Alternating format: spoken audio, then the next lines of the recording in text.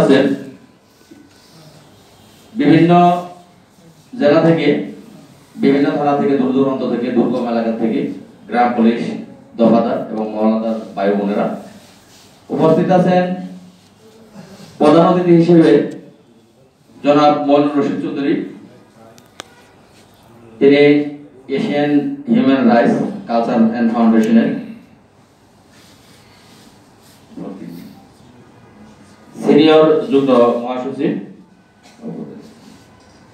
প্রধান আলোচক হিসেবে উপস্থিত আছে শ্রী দুলাল কর্মকার, সভাপতি, হিন্দু মহাজোট কেন্দ্রীয় কমিটি।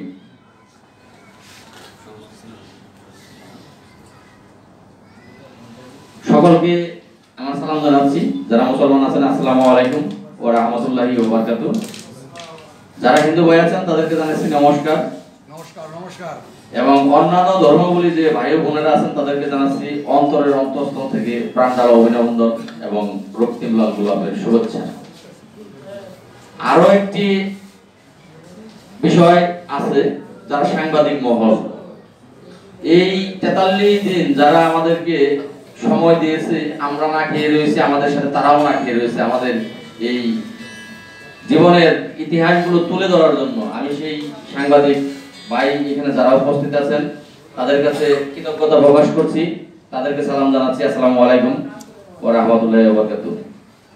আসলে তখনই সফলতা পাওয়া যায় কোনো আন্দোলনে যখন ওগুলো মিডিয়াতে প্রকাশ আসে। মিডিয়া প্রকাশ না আসলে কোনো আন্দোলনেই সাকসেস হওয়া যায় না। আমি খুব অল্প কথা বলবো, সময় পেরিয়ে গিয়েছে অনেক, আপনারা সকলে ক্ষুধার্ত।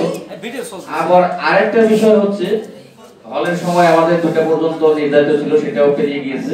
আপনারা তো সকল বিষয় বলেছেন। 47,000 গ্রাম পরিমাণের সদস্য, আসলে বাংলাদেশ না বিশ্বের ইতিহাসে সবচেয়ে অবহেলিত একটা চাকরির নাম হলো গ্রাম পুলিশ বাহিনী, যাদের বেতন নাই কিন্তু ডিউটির কোনো অভাব নেই। একজন পুলিশ বাহিনীর সদস্য, এক বাক্যে বলতে গেলে বাহিনী, যে কোনো বাহিনীর 24 ঘন্টা দায়িত্ব পালন করার বিধান আছে। বাকি সরকারি অন্যান্য চাকরিজীবী, সেটা গার্মেন্টস হোক, স্বায়ত্তশাসিত হোক, সরকারি হোক, আধা সরকারি হোক, বেসরকারি হোক, 8 ঘন্টা। 8 ঘন্টার পরে যেই দায়িত্ব পালন করবে সেটা অতিরিক্ত ওভারটাইম হিসেবে দেয়া হয়ে থাকে। 47,000 গ্রাম পুলিশ বাহিনীর সদস্যদেরকে 2015 সালের গেজেটে বাহিনী বলা হয়েছে। ঠিক বাহিনীর ন্যায় 24 ঘন্টায় তাদেরকে দিয়ে দায়িত্ব পালন করানো হচ্ছে, কিন্তু তাদের বেতন ধরে দেওয়া হলো 6,500 টাকা। বিশ্বের ইতিহাসে বা বাংলাদেশের ইতিহাসে শ্রম আইন বলতে সরকার একটি আইন করেছে। আপনারা গ্রাম পুলিশ বাহিনীর সদস্যরা যদি সচেতন হন, আইন সম্পর্কে জানেন, পূর্ণাঙ্গ আইন সম্পর্কে জানেন, তাহলে অবশ্যই আপনি সংবিধান অনুযায়ী বেতন পাচ্ছেন না, আপনাকে ঠকানো হচ্ছে। আর আপনার অধিকার আদায়ের জন্য অবশ্যই আপনি কিন্তু যুদ্ধ করতে পারেন। এটা সরকারের বিরুদ্ধে না, আপনার অধিকার আদায়ের জন্য। গ্যাজেটটা 2011 সালে বাংলাদেশ সরকার করেছে, এটা কোনো পাবলিক করেনি। এটা আমেরিকা এসে করে দেয় নাই, জাপান সরকার করে দেয় নাই, বাংলাদেশ সরকার করছে গ্যাজেটটা 2011 সালে। তাহলে বাংলাদেশ সরকার যদি 2011 সালে গ্যাজেট দিয়ে থাকে, গ্যাজেট মোতাবেক আপনাকে বেতন দিচ্ছে না, আপনি কিচ্ছু বলতেছেন না, ঘরে চুপ করে বসে রয়েছেন, আপনাকে কি দেবে? বঙ্গবন্ধু এই দেশ কেন স্বাধীন করেছিলেন? 1000 বছরের শ্রেষ্ঠ বাঙালি বঙ্গবন্ধুকে কেন বলা হয়েছে? একটাই কারণে বলা হয়েছে, তার মতো নেতা কিন্তু সারা বিশ্বে একজনও পাওয়া যাবে না, খুঁজে সারা বিশ্বে একজনও পাওয়া যাবে না। তিনি মেহনতি মানুষের জন্য, অবহেলিত মানুষের জন্য, বাংলাদেশকে পাকিস্তানিদের হাত থেকে, বর্বরতার হাত থেকে রক্ষার জন্য তার জীবনের 4.5 বছরের অধিক সময় তিনি জেল কেটেছেন। ন্যায় কথা বলেছেন, জেল কেটেছেন। আসলে ন্যায় যারা বলে, যারা ন্যায়ের পথে থাকে, তাদের প্রতি পদক্ষেপে প্রত্যেকটা হাঁটার কাকে কিন্তু তাদের বাধা আসে। আর জাতির জনক 1000 বছরের শ্রেষ্ঠ বাঙালি, তিনি সকল বাধা অতিক্রম করে সেই 1948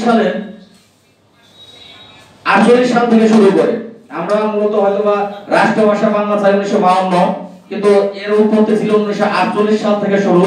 সেই 1948 সাল থেকে 1971 সাল সর্বশেষে মুক্তিযুদ্ধের বিনিময়ে আজকে আমাদের এই দেশ স্বাধীন হয়েছে। আর সেই স্বাধীনতার যিনি মহানায়ক, তিনি আর কেউ না, হাজার বছরের শ্রেষ্ঠ বাঙালি বঙ্গবন্ধু শেখ মুজিবুর রহমান। তিনি গ্রাম পুলিশ বাহিনীর সদস্যদেরকে 1975 সালের জাতীয় বেতন স্কেলের একটি প্রজ্ঞাপনপত্র দিয়েছিলেন, যা 1/1/1976 প্রজ্ঞাপন আকারে জারি হয়েছিলেন। কিন্তু দুঃখজনক বিষয়, যখন প্রজ্ঞাপনটি জারি হলো তখন আর বঙ্গবন্ধু পৃথিবীতে নেই।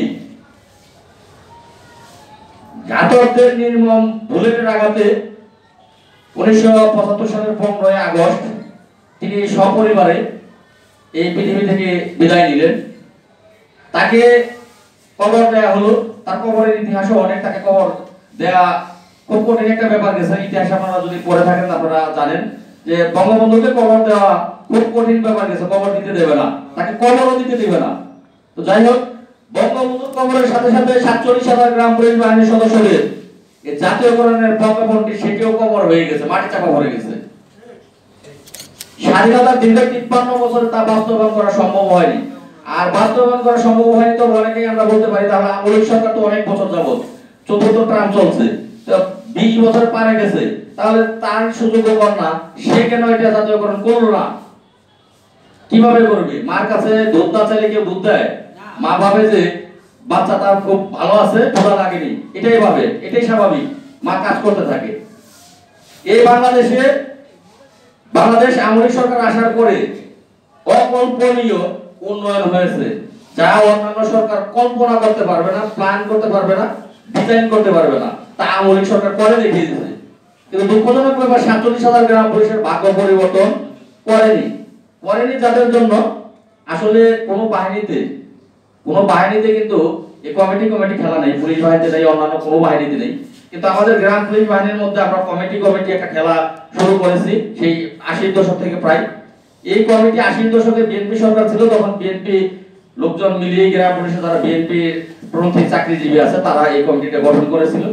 সেই বিএনপি পন্থী কমিটির লোকের হাতে আজও পর্যন্ত 47,000 গ্রাম পুলিশ বাহিনীর কেন্দ্রীয় কমিটি রয়ে গেছে। সেখানে এখন মিশ্র লোকজন আছে, বিএনপির আছে, জামাতের আছে, জাসদের আছে। যেখানে বাংলাদেশ সরকার, বাংলাদেশ আওয়ামী লীগ সরকার হাজার বছরের শ্রেষ্ঠ বাঙালি জাতির জনক বঙ্গবন্ধুর সুযোগ্য কন্যা সারা বাংলাদেশের উন্নয়ন করেছে, সেখানে গ্রাম পুলিশের উন্নয়ন করেনি। কেন করেনি তার ব্যাখ্যা এটাই। আপনারা এনএসএফআই রিপোর্ট, ডিবি রিপোর্ট, গোয়েন্দা রিপোর্ট, প্রধানমন্ত্রীর কার্যালয়ে গিয়ে দেখুন, সব রিপোর্ট গ্রাম পুলিশের বিপক্ষে। গ্রাম পুলিশ বিএনপি করে, জামাত ইসলাম করে, এটা রিপোর্ট। আদৌ কি তাই করে? বাংলাদেশে বিএনপি জামাত ইসলাম যেমন করে, তেমন বঙ্গবন্ধু গ্রাম পুলিশ আদর্শ কেন্দ্রীয় কমিটিও কিন্তু আছে তাদেরকে প্রতিহত করার জন্য। আমরা প্রতি ঘরে প্রত্যেকটা ঘরে বঙ্গবন্ধু আদর্শ গ্রাম পুলিশ বাহিনী কেন্দ্রীয় কমিটির পক্ষ থেকে গ্রাম পুলিশদের বলতে চাচ্ছি, আপনারা বঙ্গবন্ধুর আদর্শ নিয়ে আপনার এলাকায় দায়িত্ব পালন করবেন।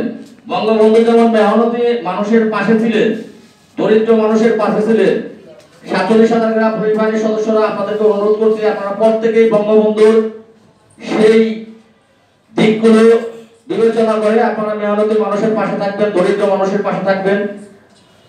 সরকারের যে অর্পিত দায়িত্ব সেগুলো আপনারা পালন করবেন, এটা অনুরোধ রইল।